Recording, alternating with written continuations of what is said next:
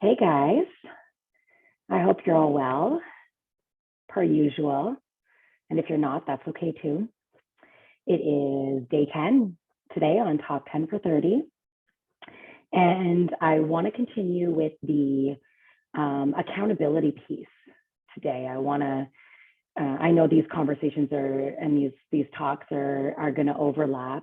A lot of the, same kind of topics they overlap themselves because they are so complex, and we can use one topic and literally put it into 15 different boxes. All right.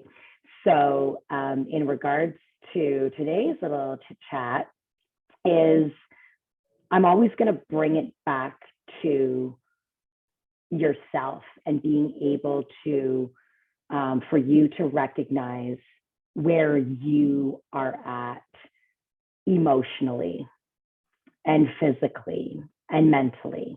Okay. And I created, I called it an emotional compass scale. And really what this is, it's literally from your extreme low vibes of despair and blame and shame, all the way up to joy, enlightenment, satisfied, happy, content, and everything in between. And when I say everything in between, of course, I include the scale within my programming, and it really allows the members, I use it myself, my clients use it, but it allows the members to gauge where they're at. Okay. And that's what I want to chit chat with you about today, because again, if we're not studying ourselves and we're not looking at where we stand, where we are within our relationships, within our jobs, within our kids' life, within our health, it's very complex.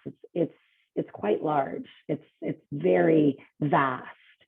But who do we always take on these ventures, whether it's in our relationships, our jobs, the relationship with our kids? Who do we take? We take ourselves. Okay. So I kind of mentally beat it into the members throughout the programming that you need to gauge your own baseline mood. What is your mood? All right. And factors outside of yourself, of course, are going to they're going to affect this, but it's your responsibility to identify where you are at. And if you're in that lower category, if you are not doing well, what are you hearing? What are you listening to? Whether that be on the news, whether that be now there's a lot of information on the internet, whether that be the way your partner speaks with you and how they support you, the way your kids speak with you, the conversations that you're having with your friends and family. By all means, we all like a little bit of chitter chatter and light gossip and everything. But if some of this gossip can really get into your energy field, and if you're really bashing somebody or judging somebody and really taking the heart out of it and minimizing why they may be the way they are, you might take some of this home, and you may need to take a shower after. You may not be well yourself. So what are you listening to? What are you seeing? What are you looking at? Okay. Because your environment and the people you surround yourself with, again, back to that quantum physics, that energy, your reality is going to match that. All right. If you are in a relationship, and this could be with an intimate partner, this could be with your kids, your friends, and if they are not taking your best interest in mind, if they are not seeing you if they are not listening to you and what your needs are, and this can get very complex within the family dynamic. So you see a lot of this, by all means, it happens within couples and intimate couples. But when you start getting kids involved, I mean, you've got different opinions. I mean, some of these families are, they're split families. So you're getting kids from other marriages, and the partners, your intimate partners, coming in the middle. That's not easy. That's not easy. So those emotional lines can get blurred quite quick and quite severely if you do not take the time to sit in with yourself to see where you're feeling within this. And the most important is, of course, expressing how you are feeling about the dynamics of that. And this could look very different for many people. Okay, I can get into many different examples, but you'll know what I'm saying. You will be able to take my words and you'll be able to plop it right into your life and say, well, actually, I am, majority of the time, I'm sad. I am resentful. Sometimes you get family members, teaming up on one family member, and that family member is angry and confused. And this can go on for months and years. And a lot of times if it's not brought up, if you're not aware of it, and you're not taking these steps, like using your voice, and by all means, using your voice and standing up for yourself, especially if you weren't able to do that in an environment when you were growing up. It's not going to be easy in your adulthood, but it's never too late. Absolutely never too late. You get to choose your reality. You get to choose your relationships. You get to choose. And I can't say this clear enough, that you have a choice and you are worth every bit of your strength and your value. If you have, if the household looks upside down, backwards, and sideways, you may go to work and be completely honored, and your skill is maybe saving lives, or you've got some really good value at work. And you do really good at your job, but then when you go into your household and your relationships or friends, you may be at the brink of a complete breakdown. This is going to start affecting your job as well. It will go in and it will seep in. Where energy goes, energy flows. Okay. And watch what you're saying and what you're not saying. Watch the conversations that you're having. If you have something to say to your partner, and I feel like I'm speaking to a few here, because it's not, especially within the last few years, we've been in the house. A lot of our shit has come up, which is not a bad thing. It really isn't, because it's that awareness piece to say, what am I going to do with it? I am not happy. But if you have something to say to your significant other, and this is coming up for me right now, I've got to really, I feel if this is coming up, some people need to hear this. Sit with yourself first. Allow yourself the moment to at least sit with your own feelings first.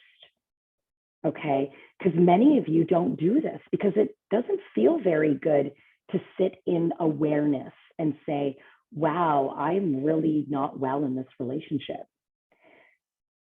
And when you sit with the awareness, when you bring it up, if you get a pen and paper, by all means, if you even just meditation is a big one, because you're allowing the mind to quiet, nature, getting out and quieting your mind and saying, what do I need in this relationship? What do I need? What is it about the relationship that is not working for me? And what do I need in this relationship? And you may get butterflies, you may get the whole want to puke, like, oh my goodness, this doesn't feel very good. And am I going to express using that throat chakra? Am I going to express how I feel? And if I don't express how I feel, is the pattern going to continue? Well, go ahead and look at the evidence. Some of you have been in these relationships for 5, 10, tens of years, 20 years. I mean, years have gone by. And of course, we hold hope. But we really have to look at where we are at in these relationships. And I'm not talking about, having, bad days and some things are said. And, I'm talking about the bad days and bad things that are said and heard that go on for weeks, months, and years.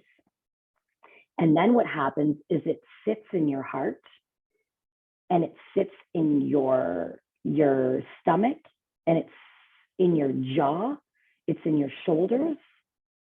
And guess what happens? Many of you turn to things outside of yourself, like alcohol and drugs. Many of you get sick. You get sick, you get physically sick, okay? And you are worth it, and you are enough. And once you put that fire under your ass and bring that awareness up, you're not alone. You are not alone. I guarantee you have family members and friends that have been feeling you within the last months, years, and saying just something is not right. They may put on a really brave face. She may put on a really brave face around people. Chances are, if there's trauma, that's what's happening. We look really strong and confident out in front here.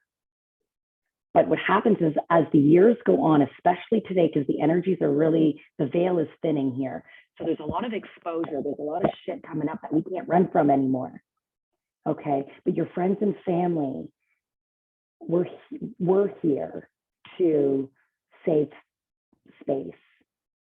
We're here for you.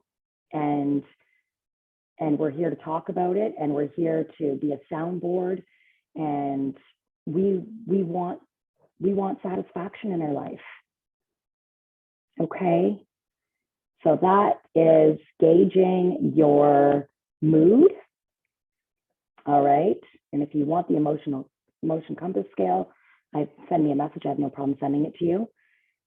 But then comparing it and being able to correlate it with what's going on? What are the conversations you're having? What's going on at work? How are your kids treating you? And then sit with yourself of, where am I at and what do I need? And there may be a deal breaker in this for you. Your feelings, your moods, your rights. You talk about that emotional boundary that I spoke about boundaries. You talk about your emotional boundaries. Your emotions and how you are feeling, those are yours. Your intellectual boundary, that is yours. That is a non-negotiable. So when you go to your friend's family or your loved one, your partner, and say, listen, I may have been quiet for a few years here. A lot of shit's been coming up for me. And I want to talk. I want to chit chat with you.